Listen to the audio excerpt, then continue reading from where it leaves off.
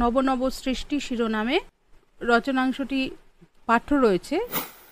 তার বিষয় সংক্ষেপ একটু জেনে নিই। প্রাচীন যুগের অধিকাংশ ভাষার সাহিত্যই লেখকের মতে আত্মনির্ভর ও স্বয়ংসম্পূর্ণ ছিল।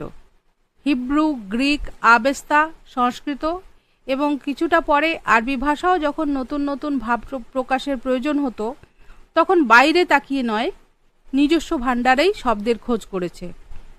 এই ভাষাগুলিতে বিদেশি শব্দের অনুপ্রবেশ এতটাই সীমিত যে লেখক তাদের স্বয়ংসম্পূর্ণতাকে প্রশ্ন না করেই মেনে নিয়েছেন।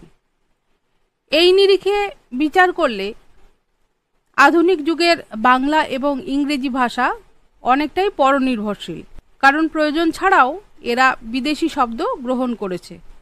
পাঠান ও মোগল শাসনকালে আরবি ফার্সির প্রচলন এতই ব্যাপক হয়েছিল যে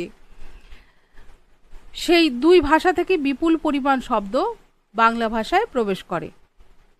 তবে বাংলা ভাষায় বিদেশি শব্দের উপস্থিতি বা তার ব্যবহার ঠিক বা বেঠিক এ বিষয়ে লেখক স্পষ্টভাবে মত দিয়েছেন। তার মতে আলু, কপি কিংবা বিলিতি ওষুধ যেমন দৈনন্দিন জীবনের অংশ হয়ে উঠেছে, তেমনভাবেই বিদেশি শব্দ বাংলা ভাষায় থাকবে এবং ভবিষ্যতে আরও নতুন শব্দ আসবে। এদিকে হিন্দি ভাষার তরুণ লেখকরা